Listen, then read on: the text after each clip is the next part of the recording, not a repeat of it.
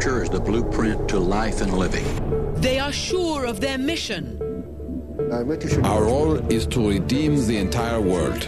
And the stakes are high. Do you really wish that you could have been martyred? Yes, martyrdom was my biggest wish. What they have in common: God promised we would return to this land. Jews, Christians, and Muslims. This is the ultimate sacrifice, to give your soul as a gift to God, the Creator, and the country. The belief that modern society has lost its way.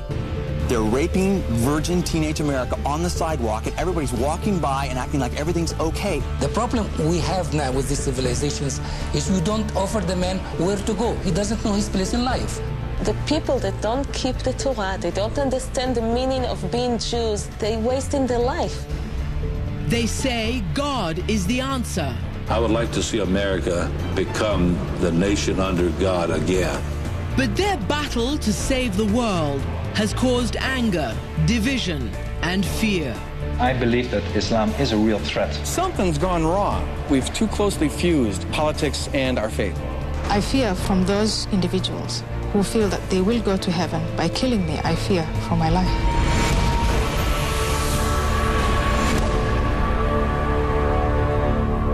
Jerusalem, the ancient city filled with sacred meaning for three great religions: Judaism, Christianity, and Islam. I'm Christian Amanpour. When piety meets politics, it can be a volatile mix, which is one reason Jerusalem, the so-called City of Peace, has been torn by centuries of war. Even today, the battle is led by men and women who believe their vision and sometimes violence are part of a divine script. We call them God's warriors.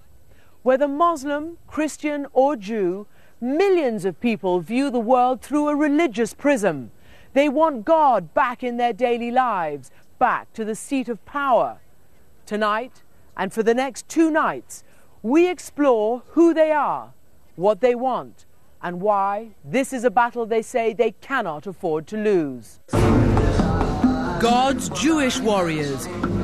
Over the last 40 years, they have changed the course of history. Ignore them, and lasting peace in the Holy Land may be out of reach.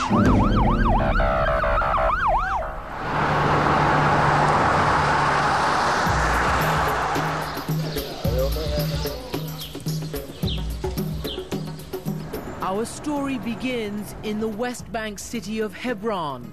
The city is steeped in the history of patriarchs, prophets, and biblical kings. It is home to some of the most zealous of God's Jewish warriors. They are determined to settle the land that Israel captured from the Arabs in 1967. The settlers call it by its biblical name, Judea and Samaria. A few weeks ago, it took hundreds of Israeli riot police to evict Jewish settlers from just 2 illegally occupied apartments in a Hebron neighborhood.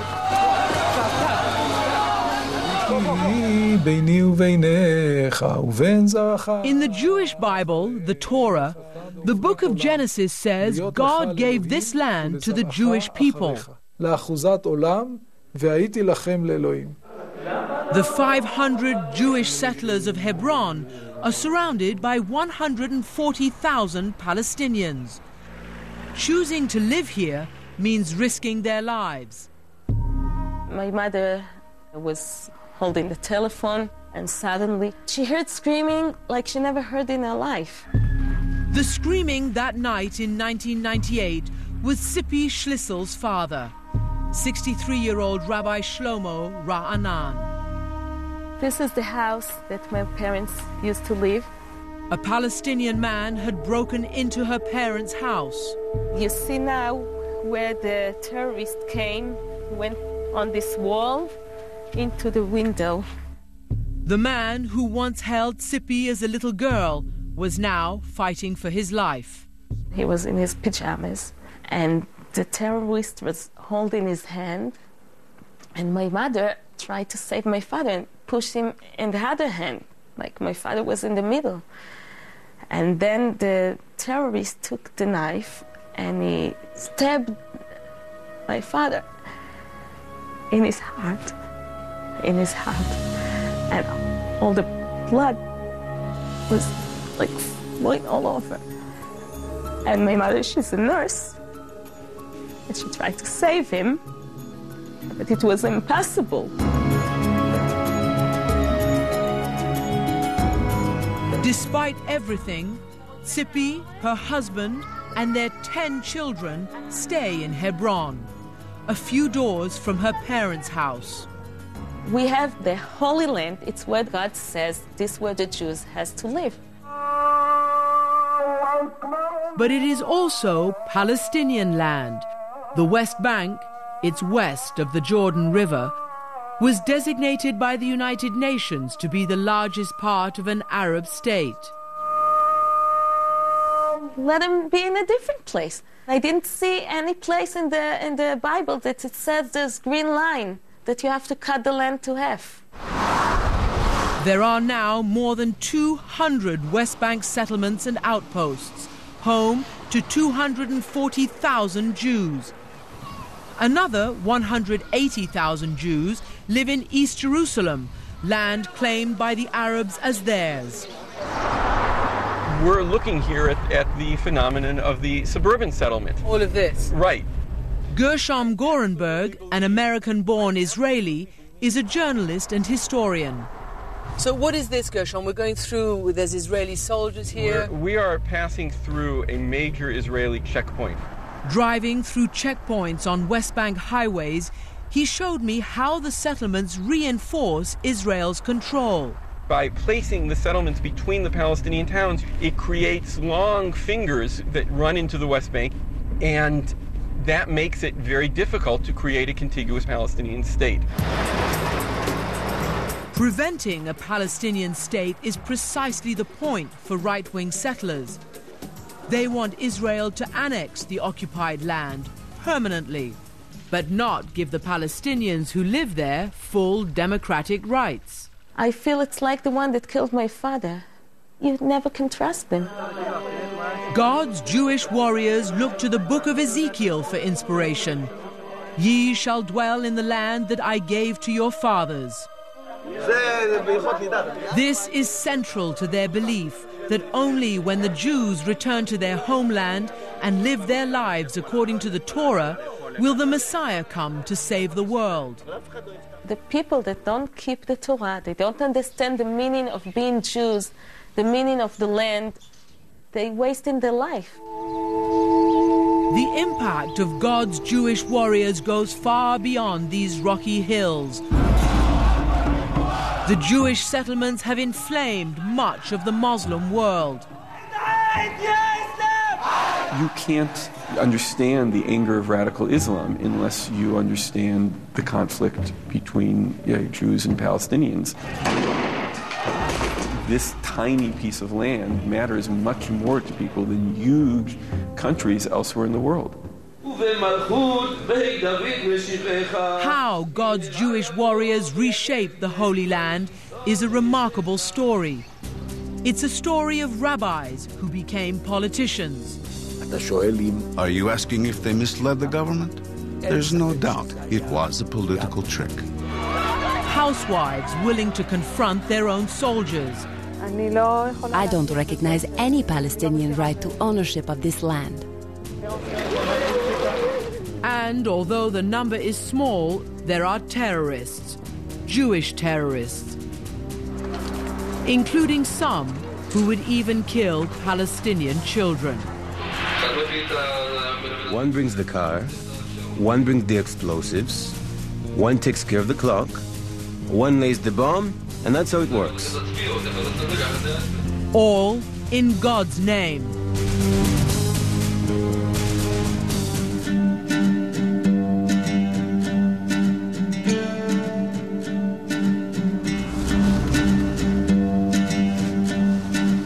Hanan Porat is one of God's Jewish warriors.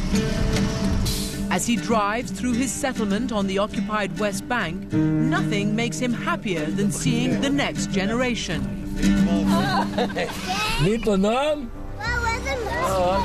Their presence, he believes, is part of a divine plan for the redemption of the Jewish people.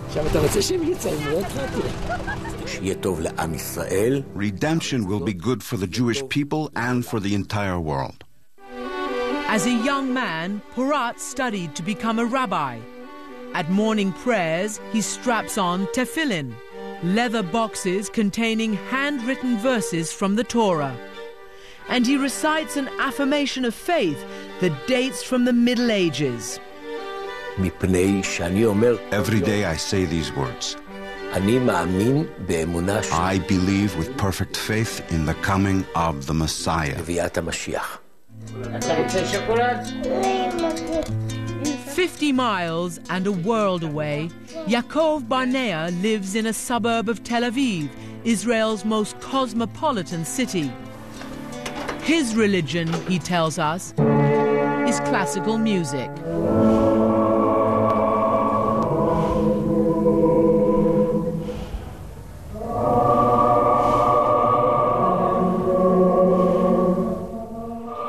So the choir singing Sanctus, Sanctus, Sanctus. Hebrew, Kadosh, Kadosh, Kadosh. In English is Holy, Holy, Holy. To him, the Messiah, in Hebrew the Moshiach, is a fairy tale. I love the music, nothing about the Mashiach. I don't believe it. Barnea grew up in a family where Judaism was more of a nationality than a religion. They did not go to synagogue, did not observe the Sabbath, and did not keep kosher. Let's put it this way. I've always liked my sandwiches and my omelets with ham. Hanan Porat, the devout, and Yaakov Barnea, the secular. Though they are two faces of Israel, they once shared a moment of history, a turning point for Israel 40 years ago. June 1967, the Six-Day War. With Egyptian troops massed at the border, Israel launched a devastating preemptive strike, destroying Egypt's air force, then its ground forces in the Sinai Peninsula. To the north, Israel fought off the Syrian army, and to the east, the Jordanian army. Barnea and Porat were ordered to Jerusalem. Their brigade attacked the Arab side of the city, East Jerusalem. I had the awful feeling that our way to Jerusalem was going to be over dead bodies. Casualties were heavy. But when the battle ended, Israel was poised to take Jerusalem's old city from the Arabs, including 35 acres of sacred ground. It was from here, according to Muslim scripture, that the Prophet Muhammad ascended to heaven around the year 630. But Hebrew scripture puts the ancient Jewish temple in the same location, destroyed by the Romans in the year 70. For the next 1900 years, even the last remnant of the temple, known as the Wailing Wall, or the Western Wall, was lost to the Jews. But the 1967 war changed all that when Israel ordered its army to capture the old city. The soldiers entered here through the Lion's Gate. It's a short distance to the sacred sites.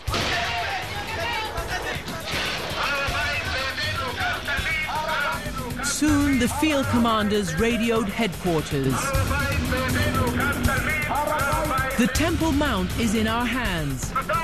Words the Jews had not been able to say for nearly 2,000 years.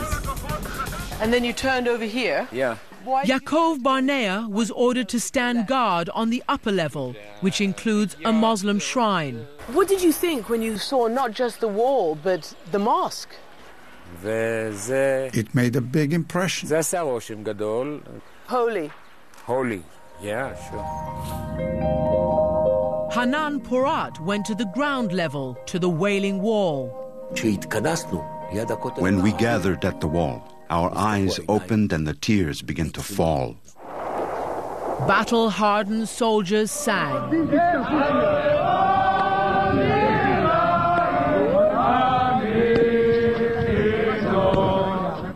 The ecstasy was amplified by the fact that on the eve of the war, Israelis feared destruction. They feared another Holocaust. To Porat, it was a miracle.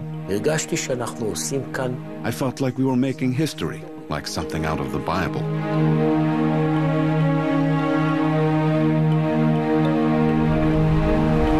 But to Yaakov Barnea, it was a military victory, pure and simple. I don't know nothing about God in this matter of fighting. After the war, Barnea went on to a successful career in advertising. I went back to work, I went back to my family, to live a normal life in a normal country. But life would not be normal. Israel now ruled 1 million Arabs in 26,000 square miles of occupied territory. A very, very intense debate began within Israel of what it meant, what to do with it, what should be the future of those territories. In the euphoria of victory, some spoke of a biblical prophecy come true. Among them, Hanan Porat. He had a vision for the conquered land, and he was certain whose side God was on. Do you have any doubt?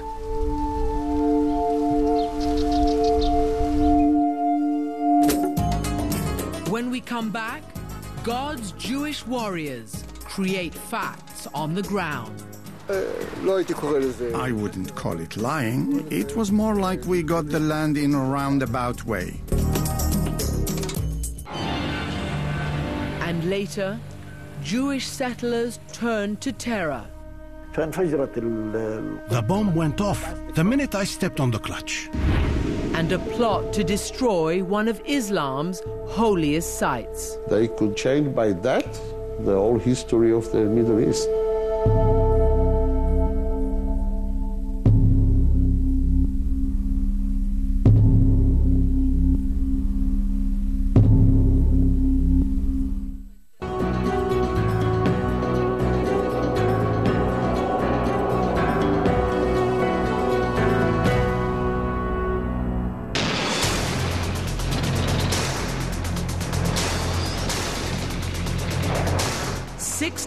That changed history. The 1967 Six-Day War. It put the heartland of biblical Judaism under Israeli control. Hanan Porat wanted to make sure it stayed that way. We felt this was the time to seize the moment. He and a small group of religious activists began planning a return to the land his parents once farmed, a community called Kfar Etzion in the now occupied West Bank. We were returning home and fulfilling the prophecy. But the Israeli government was divided.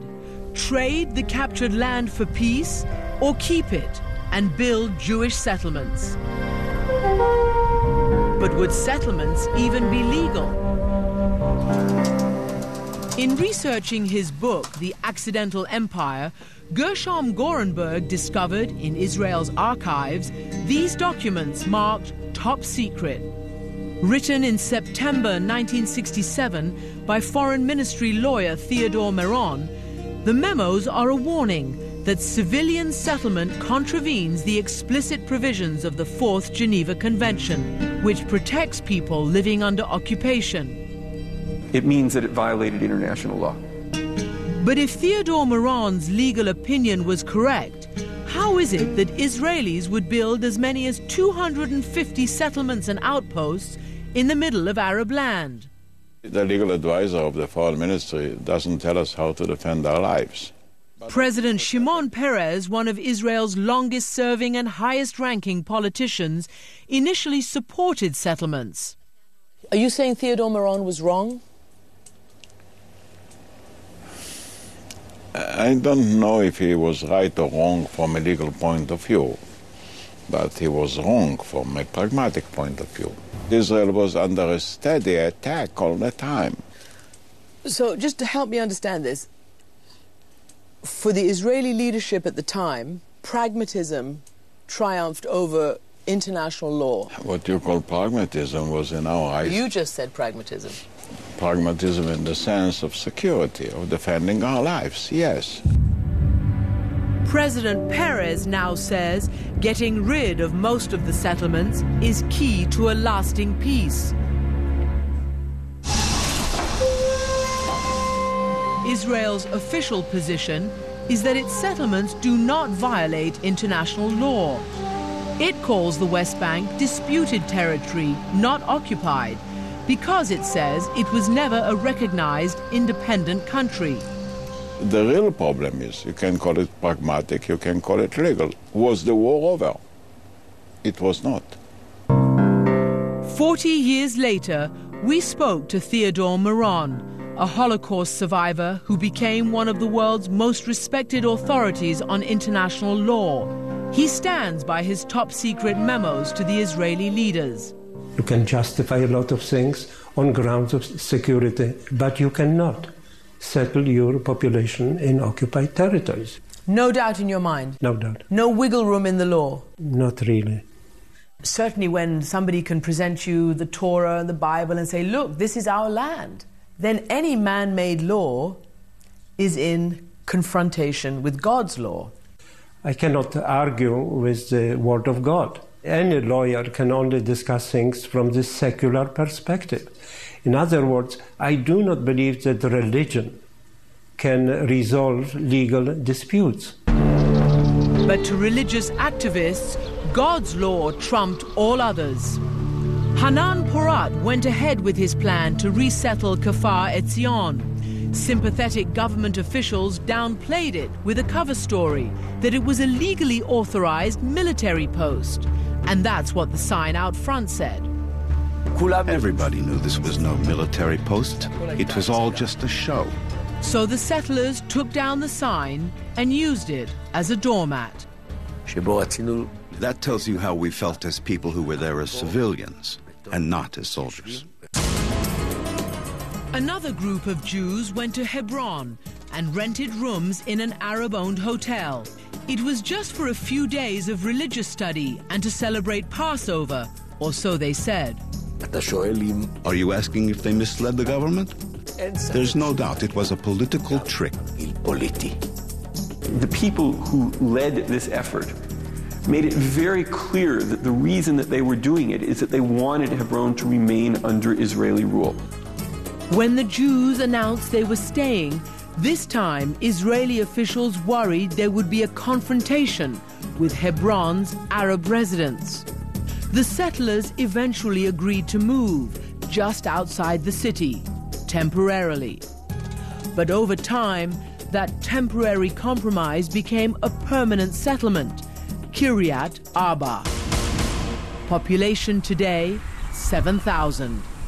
The decision to let them stay was essentially a victory for the settlers and a defeat for those in the government who opposed the move.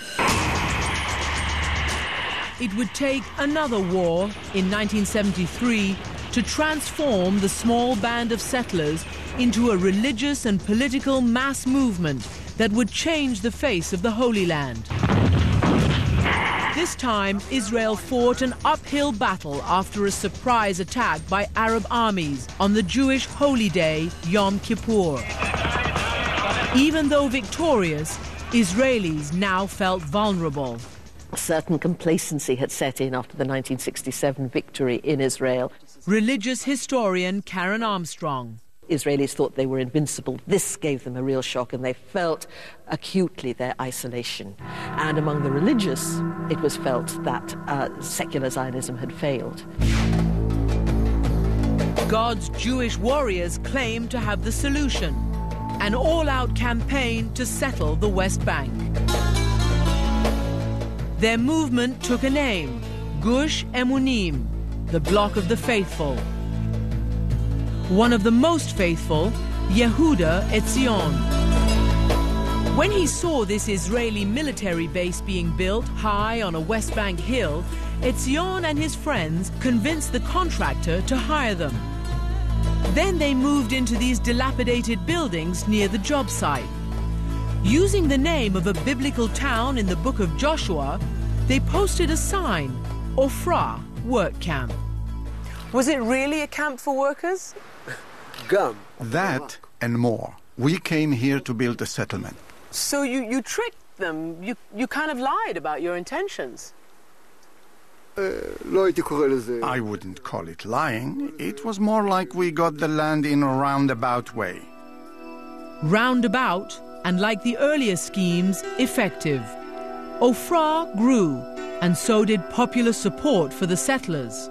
Remember, this is the 1970s. This is the same time that Islamic radicalism is rising in the Muslim world. It's the same time that fundamentalists are returning to politics in the United States. Religion, which had been written off as a factor in the politics of the modern world, was suddenly returning to the political arena. In Israel, a right-wing leader named Menachem Begin was elected prime minister in 1977 on a platform of keeping what the religious believed was the biblical land of Israel. It was a victory for God's Jewish warriors. And at Ofra, a new sign went up, "Keep off the grass." The settlers were here to stay.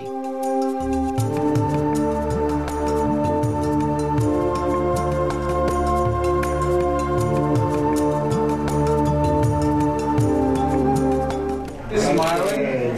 One more time. I want you all as close to me as possible. Mazel tov. 6,000 miles from Israel's settlements, in the heart of Manhattan, defiance of international law comes dressed in diamonds. Here, Shani and Dov Heikind, two of God's Jewish American warriors, are a whirlwind of schmooze. Good to see you, Mike. Thanks for being here. She is the daughter of a prominent rabbi. Mazel tov. He is a New York State representative. A power couple. They met in the 1970s working for Meir Kahane, the notorious Brooklyn rabbi whose motto was "For every Jew, a 22." The Heikinds have gone from being Kahane's street fighters to these fancy feeding grounds. Here they carefully cultivate American Jewish support. You're doing great. You're doing great. For a controversial mission. Jewish settlement of the occupied territories and East Jerusalem. The people who went to some of these areas really believe in something. Most of us just believe in making another buck. I don't know why anyone would object to it. They object, his critics do, because Jewish settlements violate international law. That's according to a 2004 opinion from the International Court of Justice. My government believes that international law sets the appropriate standards. From the earliest days of the settler movement, even the United States, Israel's closest ally, blasted Israel's settlement policy. Substantial resettlement of the Israeli civilian population in occupied territories, including in East Jerusalem, is illegal. Ever since, American presidents, both Democrat and Republican, have spoken from virtually the same script. They consistently opposed settlement growth. The United States will not support the use of any additional land for the purpose of settlements. The United States policy was that there should be no more settlements. I know that our nation has differences with the nation of Israel over settlements. Israel must remove unauthorized outposts and stop settlement expansion.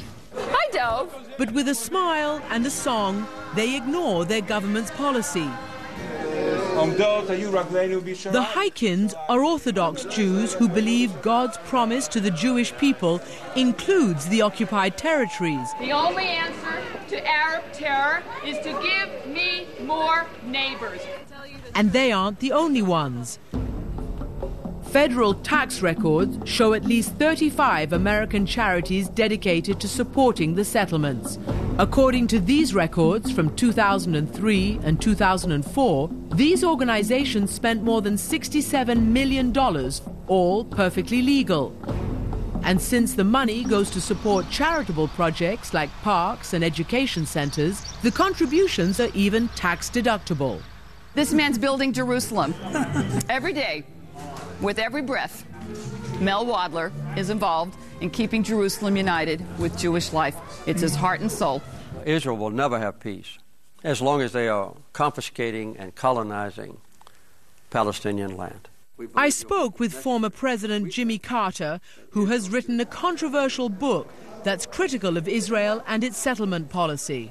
You have said that settlements are a real obstacle to peace. There's no doubt in any rational analyst's mind that the settlements are the major obstacle to peace. But on the other hand, many people say actually it's Palestinian suicide bombers that are the major obstacle to peace.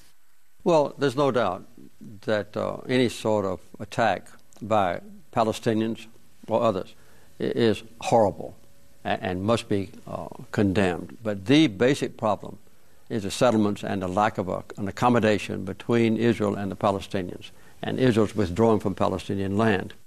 But that's like probably a joke, right? Because there is no peace process. And there hasn't been a peace process. There's been a blood process. It's Jerusalem! This fundraiser is for Shani's Jerusalem Reclamation Project, which raises about $1 million a year to help another organization which buys Arab property in East Jerusalem to make the city more Jewish. I appreciate every single dollar for Jerusalem. Shani's backers invoke God's name, in Hebrew, Hashem, to help them buy land. When we ask Hashem Yerushalayim, it means that Hashem will send one Arab that will sell a building in the old city. And then we need the Jewish to come and buy this place. Thank you, thank you. Thank you. Dove, the professional politician, Aleichem Shalom, how you doing? gives these prayers some political muscle. Our review of the available New York Board of Elections financial disclosure records from 1999 until October last year shows Heikind has given nearly $40,000 from his own campaign war chest to pro-settlement organizations, his second largest expense. How can any Jew say that there is no spiritual relationship between a Jew and Hebron? Because if you say that, then let me say right now, Jews have no right to any of the land of Israel. Well, I'm looking for a house. These days, Shani and Dove Heikind are house hunting themselves in the occupied territories. You can own a piece of the rock, as they say in America. For the Heikinds, it's more than a real estate investment. People who believe and are willing to sacrifice and willing to put themselves where their mouth is, that's amazing stuff.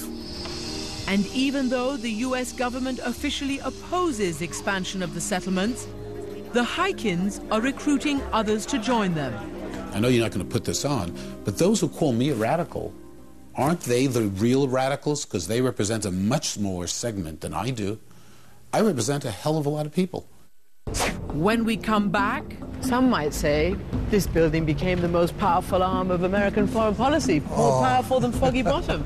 How a powerful special interest group in Washington helps God's warriors in the West Bank. And later,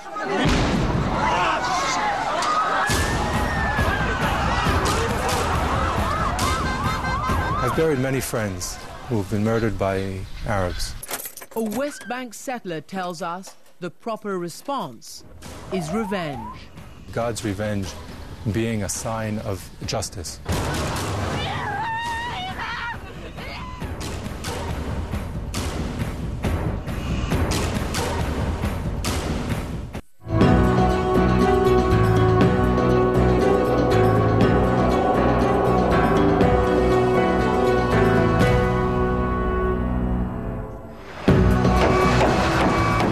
For For decades, the U.S. has said Jewish settlements in the occupied territories are an obstacle to peace.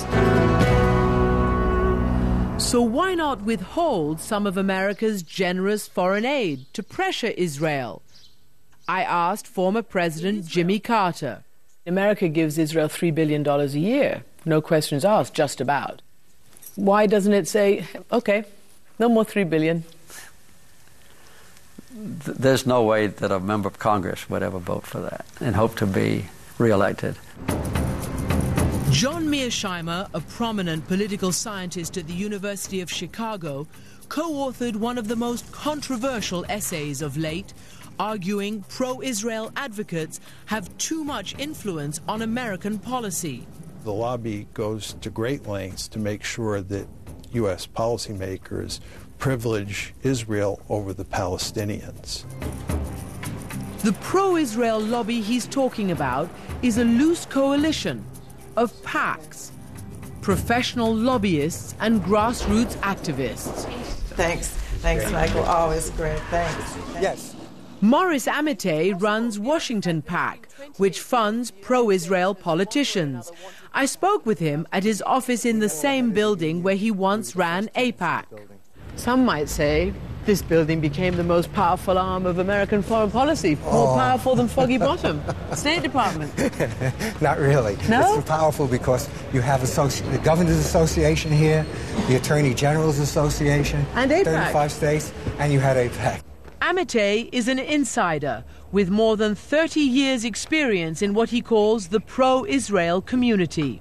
How do you explain the fact that it is so powerful? The Jewish community in the United States is not huge, it's not massive. No, I really don't think that we're that powerful. The way supporters of Israel present themselves to the administration and to the Congress is always in what is in the best interests of the United States. To the right, a little bit that way. They are primarily secular organizations. Our good friend, Senator Harry Reid. But the lobby's political clout has helped the staying power of religious settlers in the West Bank. The United States has never been able to put serious pressure on Israel to halt settlement building. And of course the reason is because of the power of the lobby. Except in 1991, when then-President Bush did pressure Israel on the settlement issue, and a very public feud erupted with the lobby. President George Bush and his Secretary of State James Baker were trying to push Israel into peace talks with the Palestinians. Nothing has made my job of trying to find Arab and Palestinian partners for Israel more difficult than being greeted by a new settlement every time I arrive. So the Bush administration took an unprecedented step. U.S. loan guarantees for housing in Israel would now come with strings attached. We will support loan guarantees if there is a halt or an end to settlement activity. Those were fighting words. I've heard today there were something like 1,000 lobbyists on the Hill working the other side of the question. We got one lonely little guy down here doing it. There were 1,000 lobbyists, many from the powerful American Israel Public Affairs Committee, known as AIPAC. Its annual convention in Washington sends members out to work the Hill. On the issue of loans, Congress got the message. We should stick with our friends. Just not the right or fair way to treat an ally. By forcing the fight, the president gets in the way of the peace process. President Bush vowed to stand firm. I'm not going to shift the foreign policy of this country because of political expediency. I can't do that and have any credibility worldwide. But just a few months later, the very week of the Republican National Convention, the pro-Israel lobby had something to celebrate. President Bush announced his support for the loan guarantees. And to this day, no other administration has so publicly threatened to withhold financial support because of the settlements. We've been able to promote strong, close U.S.-Israel relations. For Israel's friends on Capitol Hill, The pro-Israel lobby writes legislation, offers free trips to Israel, and contributes money. No real secrets. They do all the things that we're permitted to do in a democracy. As for political enemies, pundits still talk about the drubbing Senator Charles Percy took in 1984. They pressured me, they threatened me. Percy had supported selling high-tech military planes to another U.S. ally, Saudi Arabia. Pro-Israel activists spent millions to bankroll his opponent's campaign, and Percy lost. Since then, they've said they will Percyize senators that don't adhere to their policy.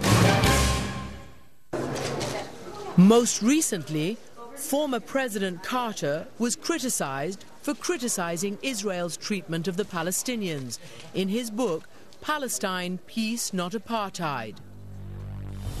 You're an anti-Semite. It's very difficult to speak publicly in criticism of Israel. And let me explain why I think you're a bigot, a racist, and an anti-Semite. I've been publicly called anti-Semitic, even in full-page advertisements in the New York Times. I think they were not only trying to marginalize and silence Carter by smearing him, they were also sending a message to anyone else in the body politic who had thoughts about criticizing Israel. Morris Amatei says he doesn't consider Carter or Mearsheimer anti-Semitic, simply misguided. Promoting an agenda in which Israel's the bad guy. Basically, the United States and Israel have the same goals in the Middle East: peace, prosperity, keeping terrorists out. I just think that the success of the pro-Israel community is the fact that they have good arguments on their side.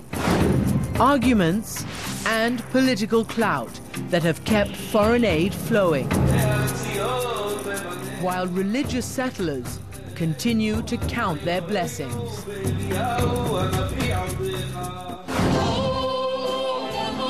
When we come back, we need to kick it up a notch. God's Christian and Jewish warriors unite.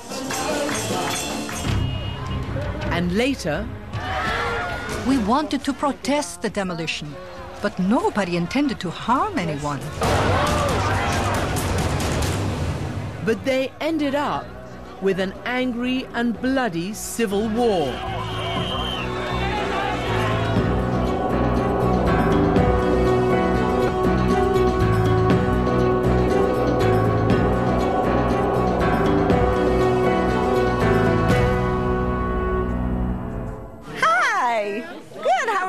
Good to see you. Sandra Osterberas is an Orthodox Jew. You look beautiful. Doing an unorthodox job. If you had asked me 10 years ago what I would be doing with my life, I don't think I would have told you I'd be in church. Sandra stumps for money from evangelical Christians to support Jewish settlements in the occupied territory, land she calls Biblical Israel. Tonight, she's visiting Pastor Gary Cristofaro at his First Assembly Church of God in Melbourne, Florida. If it wasn't for what the Jews brought to Christianity, there would be no Christianity. Pastor Gary and his flock take their Jewish roots so seriously, they hold services on Friday night, the Jewish Sabbath. Baruch atah Adonai Eloheinu melech haolam.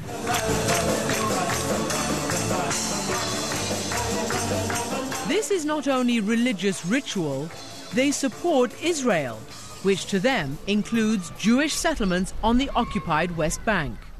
There is a promise to those who bless Israel to be blessed, those who curse will be cursed. Back in Israel, Sandra takes church members on tours of the settlements in the occupied territories. This land is ours. You cannot occupy something that already belongs to you. And they've donated more than $100,000 to support them. Gary Cristofaro and Sandra Osterberas are part of a growing alliance between evangelical Christians and Israel. We are celebrating Israel tonight. A recent poll found that 59% of American evangelicals believe Israel is the fulfillment of biblical prophecy. When you give, it may be that you give in an envelope and put it in a bucket, but in actuality, an angel is going to scoop it up. Those of you who are helping 2 Jews or more, we would like to say thank you by sending you this box of blessings. One of the most successful Jewish fundraisers, Rabbi Yechiel Eckstein, Shalom, raised $39 million last year from Christian Zionists to fund human services and humanitarian work in Israel and in the Jewish settlements. And when Christian Zionists turn out in the thousands to demand that Washington politicians support Israel, the politicians respond. Greetings from the President of the United States. This letter from George Bush. Amen? Okay. Sandra says God called her to do this work. She left her high-powered, high-paid job as a Wall Street lawyer and moved to Israel in 1984. Because I was never fully American. I was Jewish. Judaism was not only Sandra's religion, but also her nationality. We learned how to read Hebrew before we learned how to read English. Her parents, who narrowly escaped the Holocaust, sent her to Zionist summer camps, which championed the Jewish homeland. My parents felt very safe in America, but there was always a part of them that said there needs to be an Israel in the event that we have another Hitler. Sandra moved her family to Karnei Shomron, a settlement inside the occupied West Bank. Just by building my house, I was strengthening the Jewish presence here in Samaria. In 2002, a Palestinian suicide bomber blew himself up inside a pizza parlor in her neighborhood, killing 3 children. I am a daughter of Abraham. This is Sandra's way of fighting back. If we give any part of that land to the Arabs, we are looking at terrorism.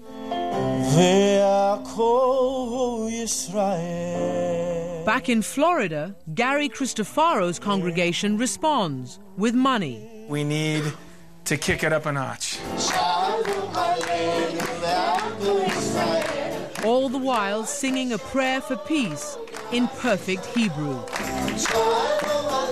Their money builds parks, childcare centers, and music therapy programs, projects that make Jewish life here more comfortable and more permanent. If you don't live somewhere, if you don't take possession of it, it is not yours. Some say Jews and evangelical Christians make strange bedfellows, especially given the history of anti-Semitism in the church. Because of this doctrine of a Jew being a Christ killer, so much hatred and anti-Semitism has been propagated throughout the earth. We are going to win in Israel. Now that historic anti-Semitism has given way to an urgent support of Israel. His presence is here tonight. Some evangelicals believe that when Jews live in all of the Holy Land, what they call Greater Israel, only then will Christ return and true believers be raptured up to heaven. You could get raptured out of this building before I get through finished preaching. We are that close to the coming of the Son of Man. It is a controversial issue here in Israel as to whether we should be partnering with the Christians in any way. Controversial in part because in the Judgment Day scenario embraced by some evangelicals, Jews who don't convert to Christianity burn in hell. But Sandra isn't worried. I know that I'm not going to burn in hell because I didn't accept Jesus, because I don't believe Jesus is the Messiah. So how could I possibly be threatened? Pastor Gary Cristofaro says God will decide if the Jews get to heaven, not him. As for Muslims, his views are extreme. Jews and Christians cherish life. Islam teaches a doctrine of death. I'm equating it with a pagan religion, and all pagan religions, I believe, are satanically inspired. even Sondra concedes the alliance between God's Jewish and Christian warriors may seem odd to some, but if Sondra is anything, she is practical. Israel has many enemies. We have to take advantage of every single one of our friends.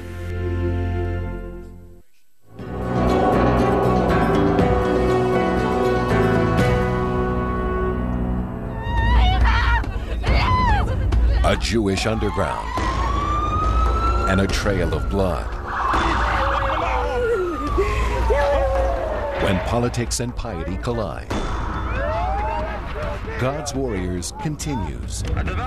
Christian Amanpour reports.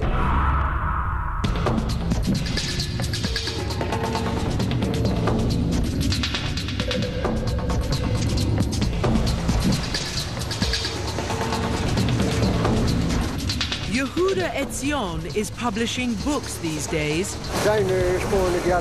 but he's better known for planting bombs. You were convicted, you spent time in prison. You were a terrorist then? Maybe. What can I do?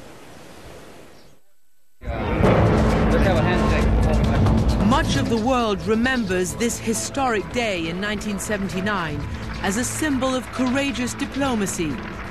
President Jimmy Carter pushing old enemies, Israeli Prime Minister Menachem Begin and Egyptian President Anwar Sadat, to forge a new peace. I'm so proud of both of you.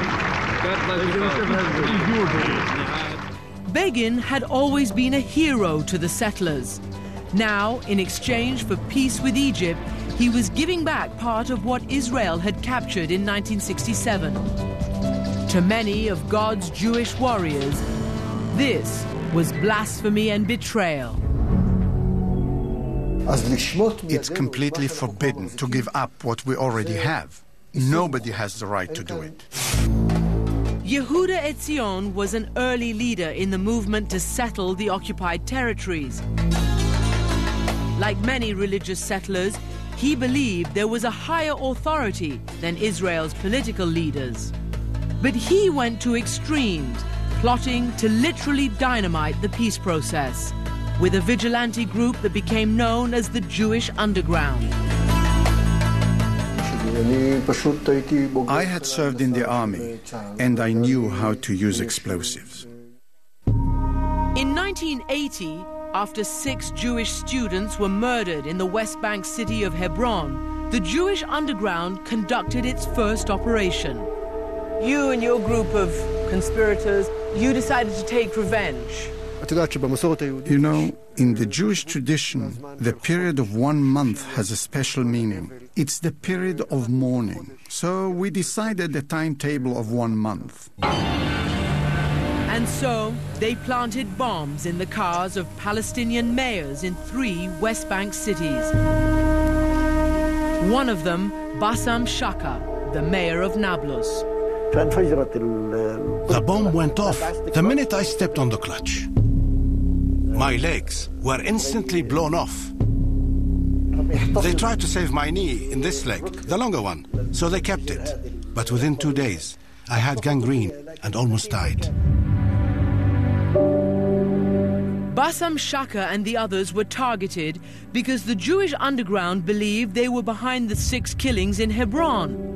But the Underground was wrong, according to Carmi Gilon, the former chief of Israel's internal security agency, Shin Bet. And those mayors, we had no information that they were involved in any terror act. The car bomb attacks remained unsolved for years, until 1984, when Shin Bet uncovered a plan to bomb Arab buses in East Jerusalem. One arrest led to others, and ultimately to the most sensational plot of all. We said that with explosives, we would destroy the Dome of the Rock. The Dome of the Rock is Islam's 3rd holiest site, a 1,300-year-old shrine towering over this enormous outcropping of limestone. Sitting nearby on a throne-like chair, Jerusalem's top Muslim cleric told us why the rock is so important.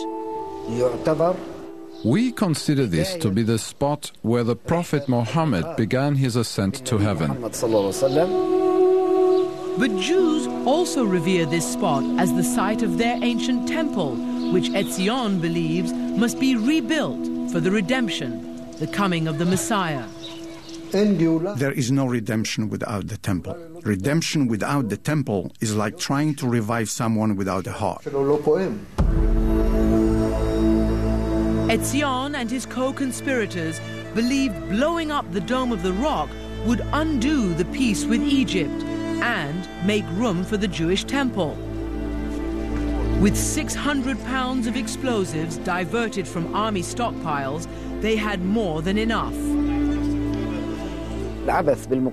Damaging the holy shrine would lead to repercussions, the scale of which I can't even imagine.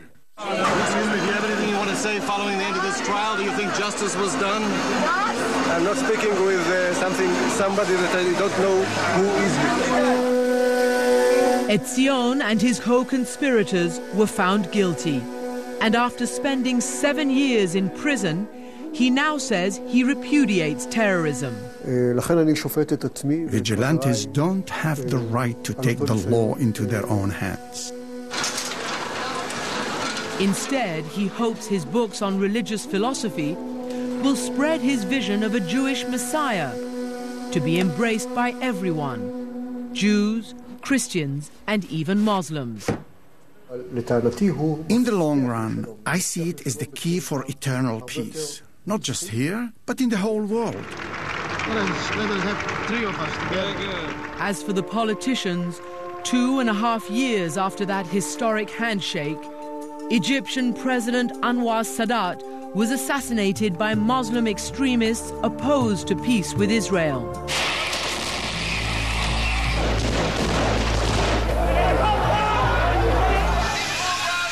God's Jewish warriors also opposed the peace deal. But Menachem Begin honored the treaty he had signed, evicted Jewish settlers from the Sinai, and demolished their homes. Begin would eventually make amends with the settlers, and over the next 10 years, 14 new settlements went up in the occupied West Bank. In the years ahead, another prime minister would shake hands with another Arab leader, and this time, one of God's Jewish warriors would resort to murder.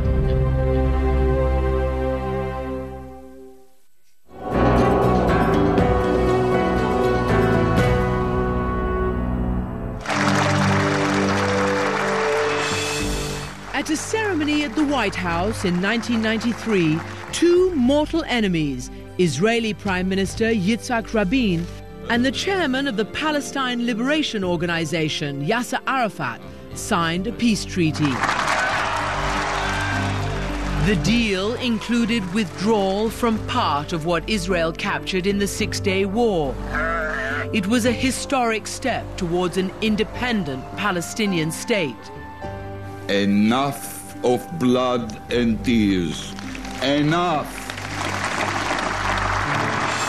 Yaakov Barnea, the secular Israeli who helped capture East Jerusalem in 1967, was hopeful. I had a tremendous appreciation for those who made it happen, and for Rabin's courage in going this way. But Hanan Porat, who also fought in the 6-day war, opposed the creation of a Palestinian state. If you think we are messianic with our beliefs, then what they think, those who believe in peace with the Palestinians, is pure mysticism. To God's Jewish warriors, turning land over to the Palestinians would just bring more blood and more tears. Rabin is going with the Palestinians against Israel because he is blind. It was especially difficult to accept because Rabin had been a military hero since Israel's creation. And yet, he was willing to make peace for the Palestinians. Religious historian Bruce Lawrence. All of the people whom we describe as fundamentalists have rhetoric which talks about good and evil, but the greatest evil is the Jew who's compromised. And so Rabin becomes a symbol of the real enemy. 3 months after that strained handshake, Jewish settlers at this intersection in Hebron were hitchhiking to Jerusalem. Among them were members of Mayor Lapid's family. A Palestinian car drove by. He saw Jewish people, he pulled the trigger and started to kill. Lapid's brother Shalom was shot in the chest. His father Mordecai was shot in the head. Do you blame your leadership? Of course. As father and son lay bleeding, a doctor from the nearby Jewish settlement rushed to the scene. The doctor, an American named Baruch Goldstein, was active in an ultra-right-wing political party. He tried to save their lives. And? And they were died in his hands. How do you think it impacted Baruch Goldstein to see your father and your brother dying right here in his arms? I think it killed him. He was not anymore alive.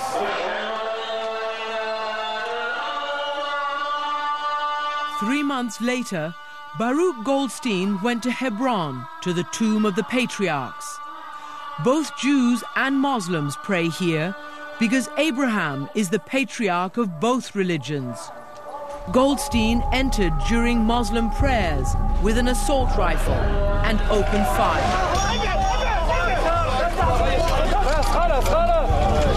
He killed at least 29 Palestinians and wounded 150 others before Muslim worshippers beat him to death.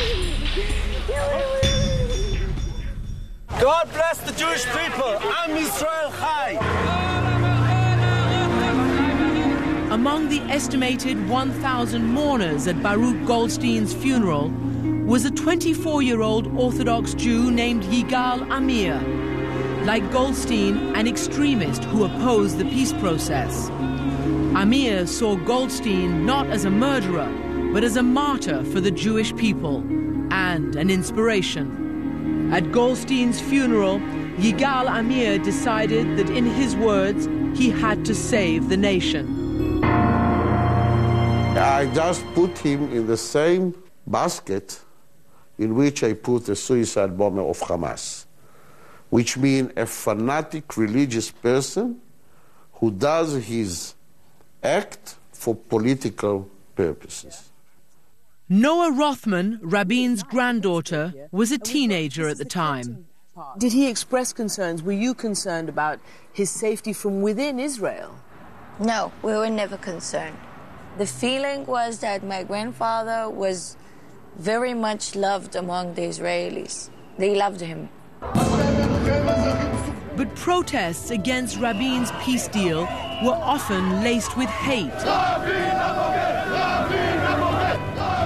A few rabbis even invoked a medieval Jewish death curse. It affected somebody like Yigal Amir. On November 4th, 1995, Yitzak Rabin attended a peace rally in Tel Aviv. Some 100,000 supporters were there, singing Shir HaShalom, Song of Peace.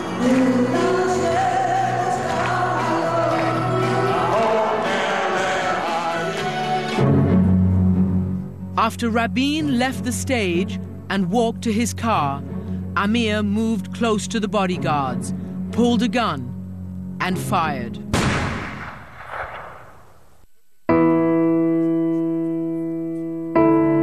Many believe the peace process died that night as well. The tragedy, besides our personal tragedy, is that he was stopped in the middle of the way, and we can never know how the end of the path would have been. Yigal Amir was sentenced to life in prison. Carmi Gilon, chief of Shin Bet, was forced to resign over his agency's failure to protect their prime minister. And to this day, Meir Lapid remembers one brief moment when he learned of Rabin's death. I asked myself, what do you feel? I asked, you are sorry for a Jewish man who was murdered? You are happy? God forbid. I have no simple answer for that. When we come back, Ground Zero. The most contested piece of real estate on the face of the earth.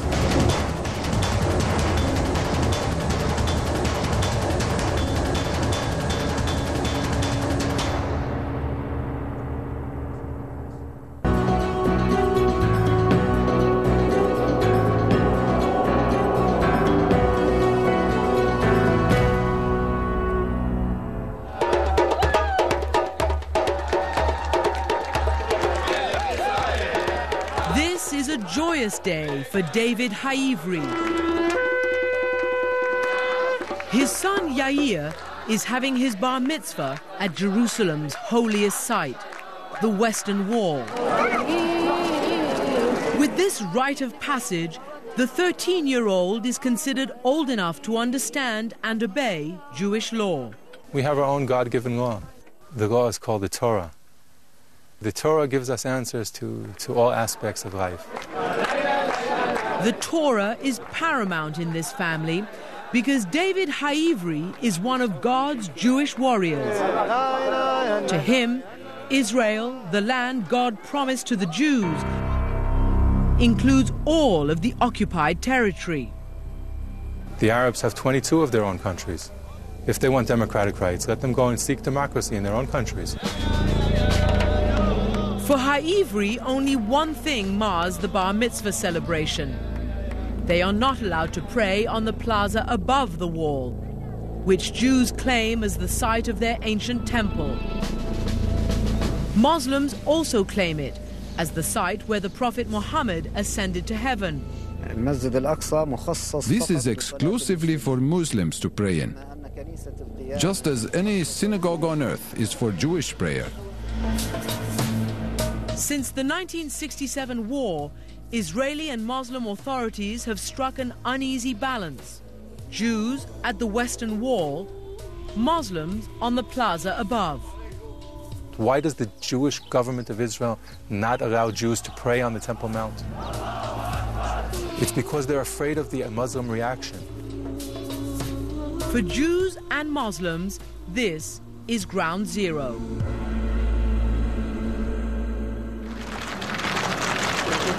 How is it going, Mr. President? Near the end of Bill Clinton's presidency, he came close to brokering a peace deal. Thank you. But the talks failed, in part over who would control this 35 acres in Jerusalem. The Palestinians were demanding sovereignty, and even today, senior imams say that the Jews have no historic claim here. Certainly the temple is not here. It is not anywhere in Palestine. The temple only exists in the illusions of people who speak of it. One man decided to force the issue. Ariel Sharon, a military leader turned right-wing politician. In September 2000, he decided to visit the Temple Mount, which Muslims call the Haram al-Sharif, the noble sanctuary. I cannot see any possibility for a real peace if Jews were not allowed to go to the holiest place that belonged to them. But Sharon was not just any politician. As a government minister, he had become one of the settlers' best friends.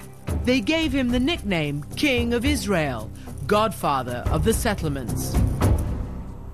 He knew every single hilltop and every valley in this area, and he was famous for driving out to some godforsaken hilltop, opening up his map, saying, this is public land, and this is where a community should go. And it went. But to Arabs, Sharon was the devil incarnate. As defense minister, Sharon presided over Israel's 1982 invasion of Lebanon. Sharon was widely blamed for allowing a Lebanese Christian militia to massacre Palestinians at the Sabra and Shatila refugee camps near Beirut.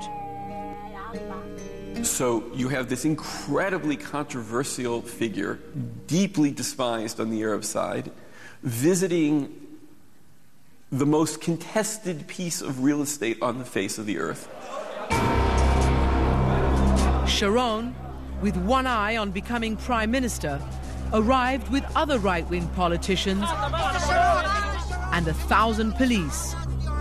He denied it was a provocation. I came here with a message of peace. I believe that we can live together with the Palestinians. When Ariel Sharon goes up to the Temple Mount and he says, I'm a Jew, I'm going to the Temple Mount, to our holiest place, that's a Kiddush Hashem. That's a sanctification of God's name. But to Muslims, it was an assault on Islam, and violence broke out.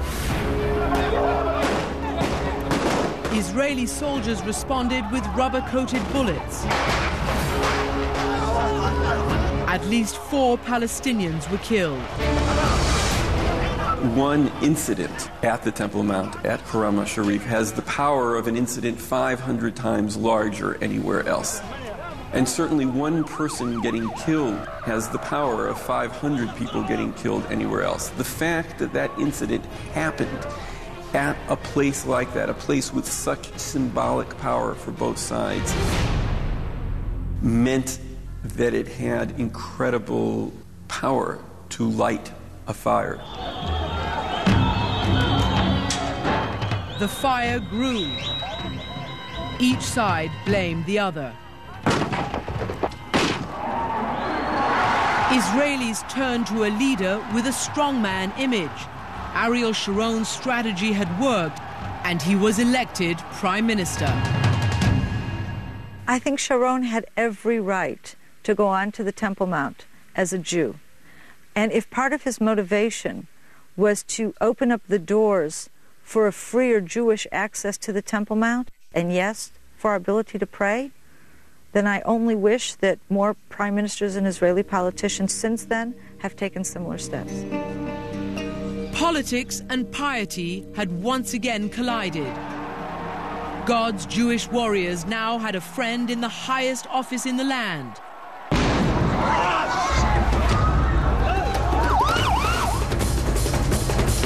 But the conflict was growing.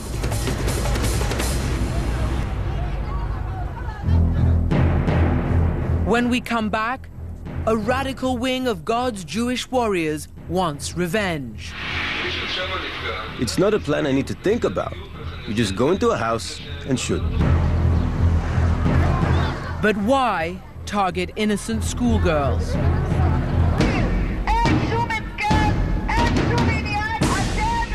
And later, why Jewish settlers and Israeli soldiers are at war.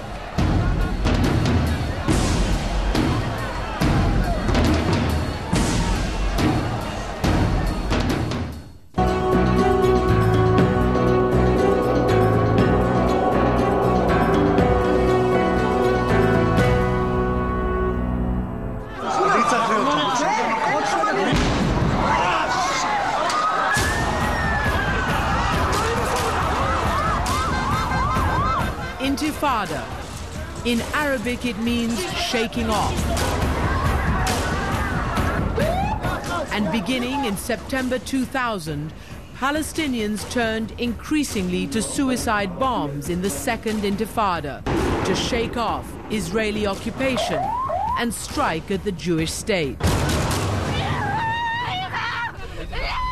I've buried many friends who have been murdered by Arabs. David Haivri, a West Bank settler, believes the proper response is revenge. There's a concept of God's revenge being a sign of justice. Haivri is a disciple of Rabbi Meir Kahane, the right-wing extremist who referred to Arabs as dogs. If you ask me if I'm an extremist, I wouldn't think so. I think that I'm in the middle of the line a regular, simple Jew. Like Kahana, Haivri believes the Arabs should either leave the West Bank and Israel or be expelled. As long as they're here, there's a threat to the settlement movement. Israel banned Kahana's political movement as a terrorist organization after one of his followers murdered at least 29 Muslim worshippers in Hebron. Kahana himself was later gunned down in New York by a Muslim extremist. But his heated mix of right-wing politics and religious fundamentalism lived on. During the Second Intifada, as Israeli buses, restaurants and markets were being attacked, a poll showed 25% of Israelis saying Meir Kahana could be a good leader for the Jewish people. The most militant were talking revenge. I would say that maybe a few hundreds would make a terror act. Very small number. It doesn't mean that it's easy to get them. This is the West Bank settlement of Bat Ain. Here, a small group of Jews wants to re-establish the biblical kingdom of David, a monarchy built on religious law. A kingdom would be unlike this rotten democracy. A king would be loyal to one thing, to what God tells him, to what is written in the Torah. The Bat Ain group believed in revenge against Palestinians, which they described to an Israeli filmmaker. If they damaged an orchard, you damaged 10. 2 eyes for an eye, teeth for a tooth. And then they escalated. From a desire to scare the Arabs off, you get to attempted murder. All the way. Big time. To make a big-time statement, they chose this target, a Palestinian girls' school in East Jerusalem. One brings the car, one brings the explosives, one takes care of the clock, one lays the bomb, and that's how it works. They built a bomb in this trailer with propane tanks, barrels of gasoline, homemade shrapnel, and stolen military explosives to set it off. The crude timer was set for 7:30 a.m., when children would just be arriving for class. Whoever gets hurt, gets hurt. Jewish terror to match Palestinian terror. Just like they do. Late one spring night in 2002, the men from Bat Ain drove the trailer to East Jerusalem. We got there about 3 a.m. and then it got complicated because that night a police car happened to be in the area. They told the police they were just passing through and then continued on to their true destination, the Palestinian school.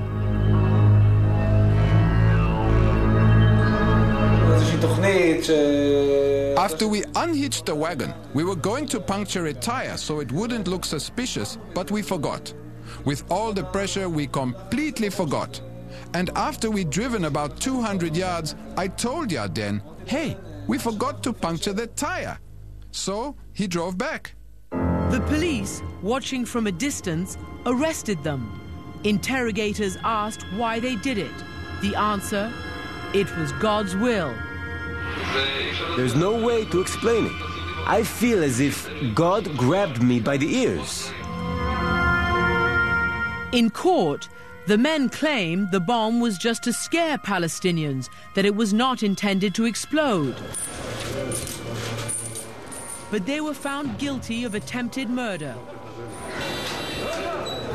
and sent to prison for as long as 15 years. Mainstream settlers like Hanan Porat condemn them. Religious belief as a fuel for violence is wrong. But David Haivri does not condemn them. No, I made no judgment. In my opinion, war is an ugly thing. When we come back, God's Jewish warriors go to war against fellow Jews.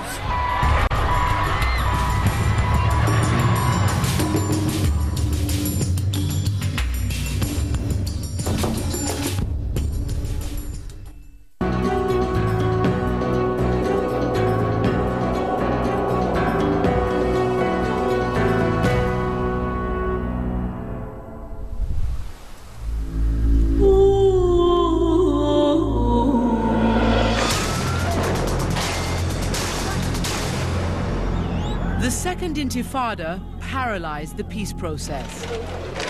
So in December 2003, Prime Minister Ariel Sharon announced a radical new policy. In the absence of negotiations, he said Israel would unilaterally wall off the Jewish settlements it intended to keep and shut down the others, returning that land to the Palestinians. The disengagement plan will reduce friction between us and the Palestinians. Many settlers were appalled that their ally, the godfather of the settlements, would abandon what they had worked so hard to build. I felt it's worse than our enemies. He was like the hand of the terrorist to do their ideologies. It was terrible. Phase 1 of the plan, Gaza. The government offered the Gaza settlers financial compensation, and most left without incident. There were many people in the settlement movement who saw this as a disgrace, who were angry and disappointed with their own leaders for not mounting a more serious resistance. There were holdouts in Gaza. They would be physically evicted. Some settlers begged Israeli soldiers not to do it. He has to be a Jewish person first and then a soldier. It's not moral to take from someone his house. In August 2005, the hard-line Gaza settlers made their stand. Jewish settlers versus Jewish soldiers. The final confrontation was ugly, but within hours, it was over. 9,000 settlers were now gone, but another confrontation over 9 houses was in the making. It would be in the tiny community of Amona, atop a windy hill on the occupied West Bank. For religious settlers like Edith Levinger, living here is spiritual. I walk around here with my children and tell them this is the hill that Abraham climbed.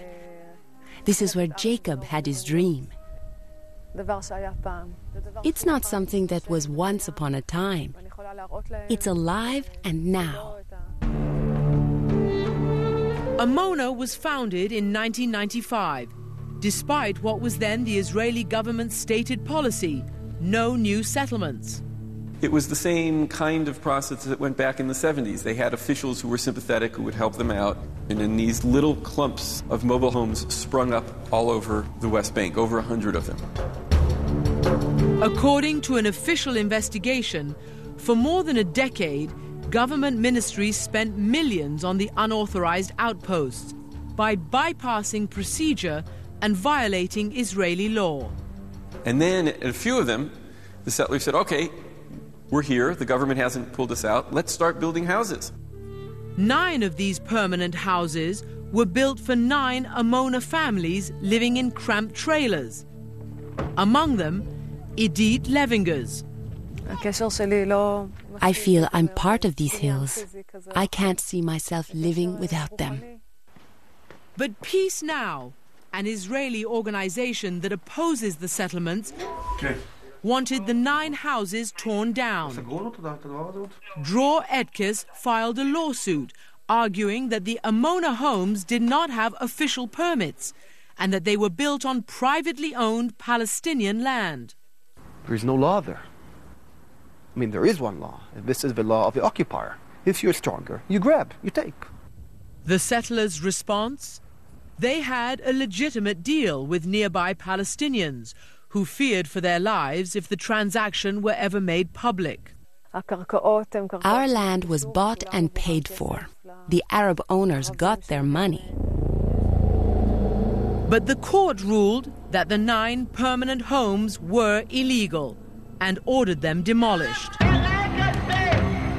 On February 1st, 2006, thousands of protesters and thousands of security forces came to Amona.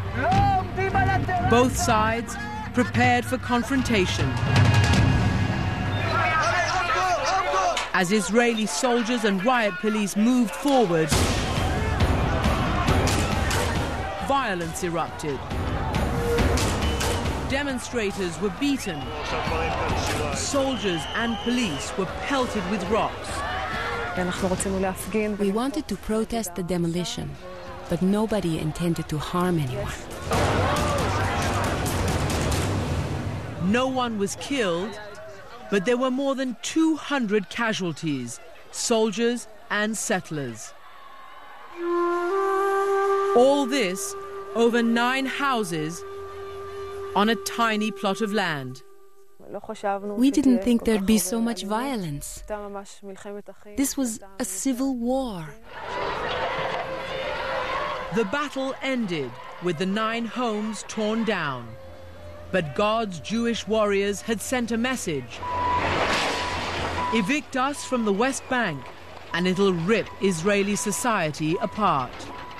That social conflict is the biggest problem that Israel would have in pulling out. Confronting tens of thousands of people whose deepest belief, who the very meaning of their life is invested in remaining in those settlements.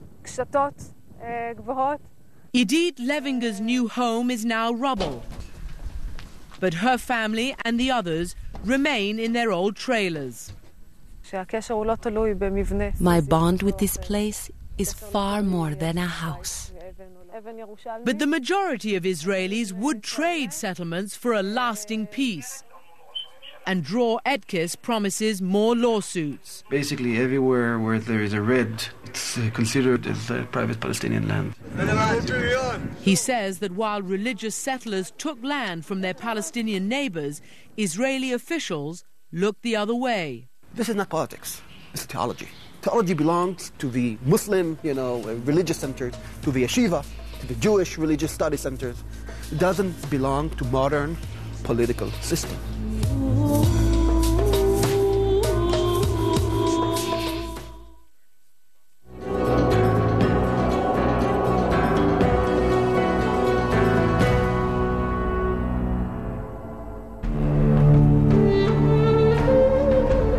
Israel became a nation after its 1948 War of Independence.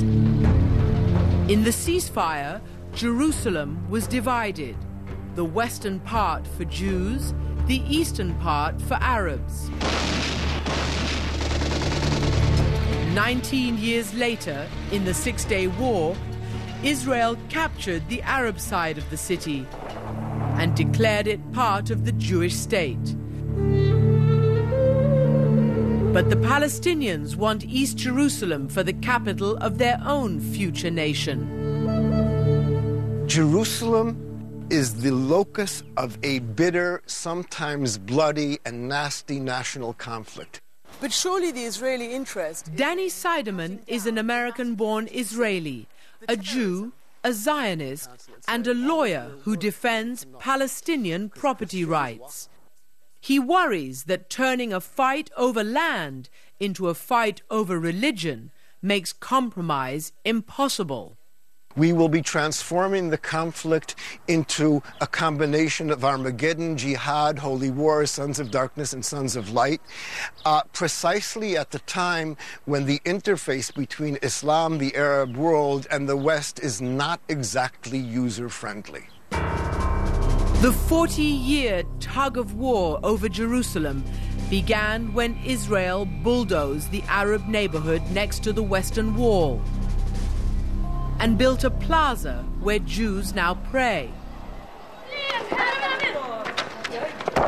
Many of the Palestinians who lived there were moved to this UN refugee camp on the edge of Jerusalem. It's called Shofat, and here they remain refugees in their own city. The Palestinians want to live in their homeland. We do not want to remain displaced for the rest of our lives. Moussa Natche, a former businessman, is raising 8 children here. There is no regular garbage service. Sewage runs through his backyard. Animals live a better life than ours. To go to other parts of the city, Shofat residents must navigate a crowded checkpoint run by Israeli soldiers. They put the whole Palestinian people in prisons. We're not allowed to move freely. It is hard to go out or to get to work. And even his home is threatened by this. Israel calls it a security fence to keep out terrorists. Palestinians call it the apartheid wall. 2 years ago, they came and opened up the route for the wall. It was 70 meters from my house. The Israeli government wanted to demolish Natche's home to build the wall. He had 1 week to get out. Desperate, he took drastic action, documented by a local filmmaker. I prepared the gas tank.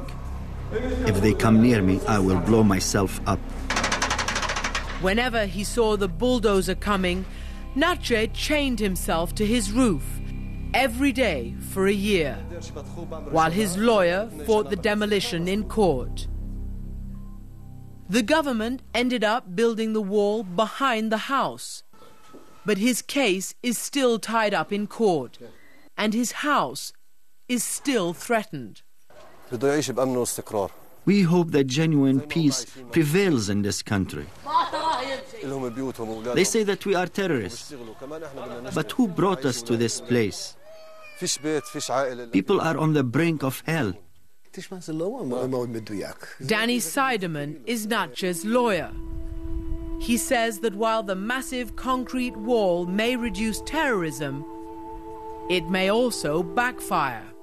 The same tool that we're using to prevent a suicide bomber from entering this side is going to radicalize them. We're cutting them off from their hinterland. We're making their lives miserable. In other Palestinian neighborhoods, this is some of the property a Jewish organization called Ateret Kohanim has bought from Arabs over the past 25 years to settle, it claims, more than 800 Jewish families.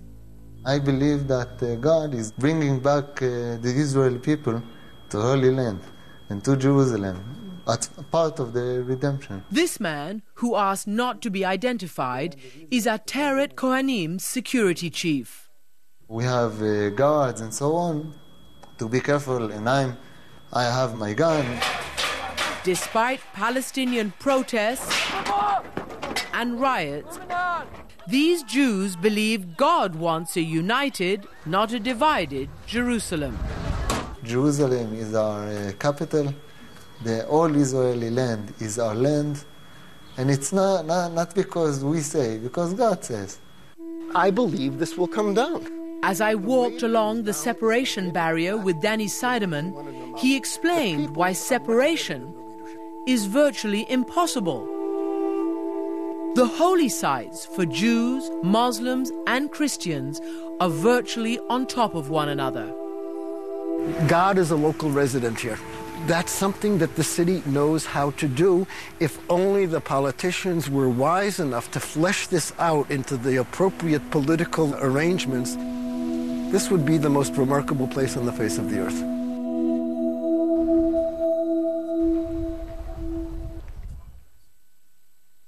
Jerusalem Jerusalem is a remarkable place, and political solutions require compromise. But too often for God's Jewish warriors and their Palestinian counterparts, compromise means capitulation. And they are not alone. For millions of people around the world, religion is politics. They fear modern society is trampling all over their beliefs. Join me tomorrow night when the stakes are raised. We meet God's Muslim warriors. Islam has become a powerful political force, but for a few, terror has become the weapon of choice. I'm Christian Amanpour. Thank you for joining me. God's Warriors continues tomorrow night with the Muslim warriors. Many want to make Islamic law the only law, at the extreme fringe that has become the world's nightmare. That's tomorrow night. Then on Thursday, don't miss the conclusion of this primetime investigation as Christian Amanpour reports on God's Christian warriors. God's Warriors, CNN tomorrow night, 96.